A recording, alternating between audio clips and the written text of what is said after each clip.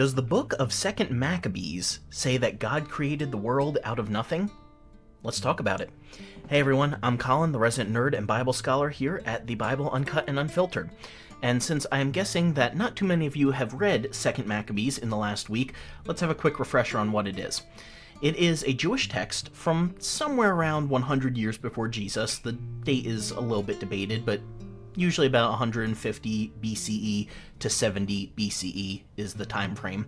And it tells the story of the Jewish resistance against the invading Greek army, particularly Antiochus IV, Epiphanes. It is in certain Bibles, particularly Catholic and Orthodox traditions will have it in there, but it will not be found in most Protestant Bibles. It is what is often called an apocryphal or deuterocanonical book. And the reason we're bringing up here today is there is a verse in chapter 7 of 2nd Maccabees that sometimes people point to prove the idea of creation ex nihilo, or that God created the world out of nothing. So let's take a look at the verse. This is 2nd Maccabees chapter 7 verse 28. I beseech you, my son, look upon the heaven and the earth, and all that is therein, and consider that God made them of things that were not, and so was mankind made likewise. I mean, that sounds pretty clear right off the bat, right? God made them from things that were not, and so mankind was made likewise. But not so fast. First, we have to consider the context. The historicity of 2nd Maccabees is debated. There seems to be a decent amount that is historically accurate in it, but there are also some parts that are disputed as to historical accuracy. This chapter in particular seems to be more about proving a point than recording exact history.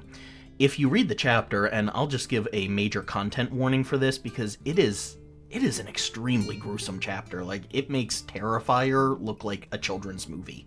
So just heads up for that, as I'm going to talk about it in the next minute here.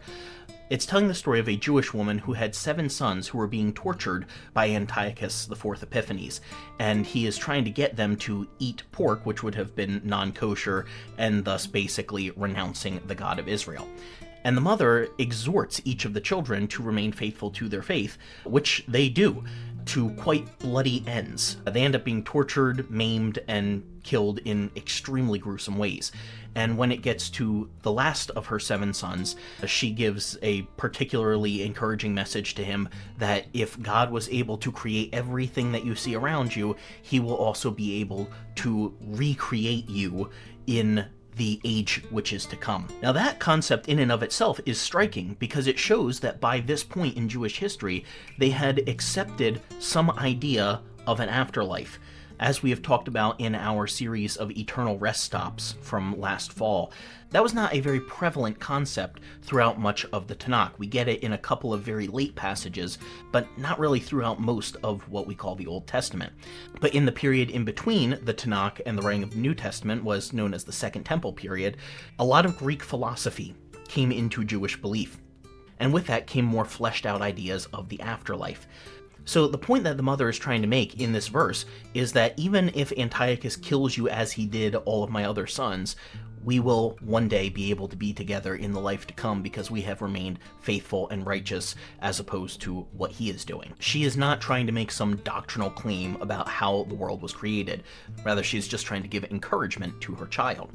Second thing we have to consider is the actual Greek wording used here. The phrase that is translated that God made them of things that were not, it's uk ex anton, literally out of not being. It doesn't translate over great into English, but the idea is not from existing things, not from things that have being.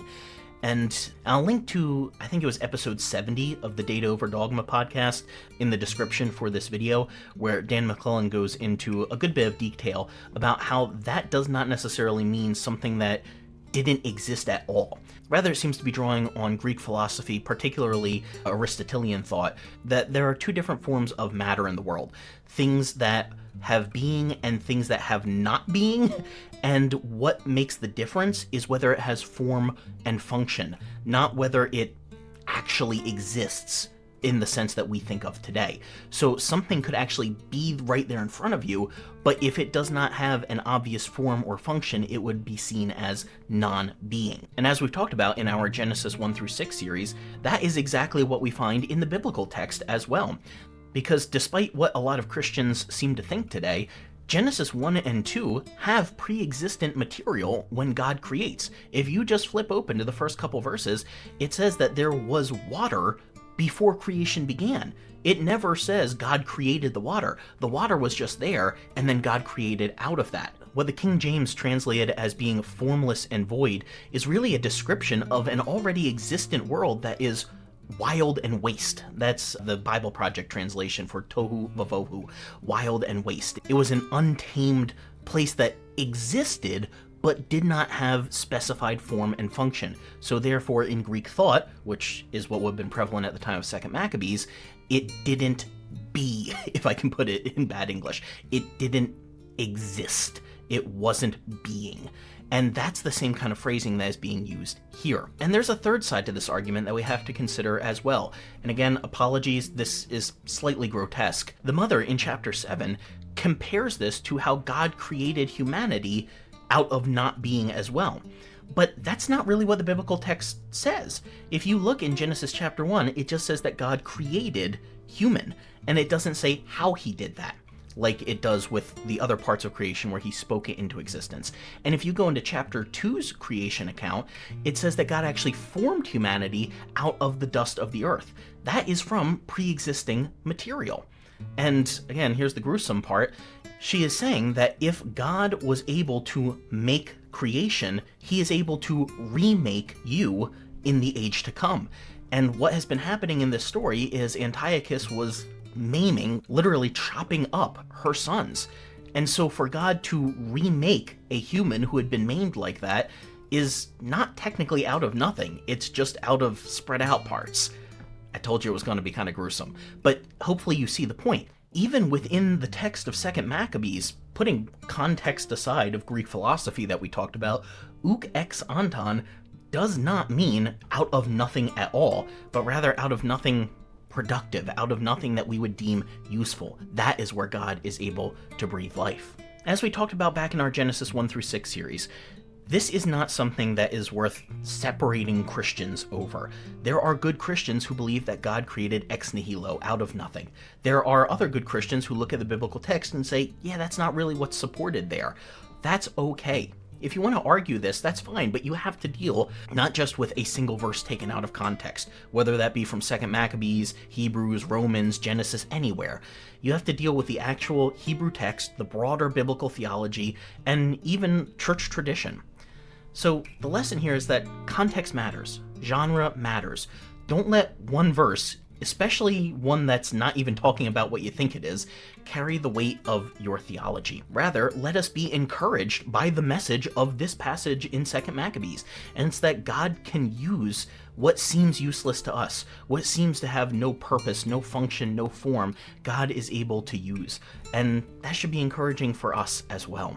So hopefully you found this helpful and interesting. I know it was a pretty nerdy deep dive into an apocryphal book that not too many Protestants and evangelicals are familiar with.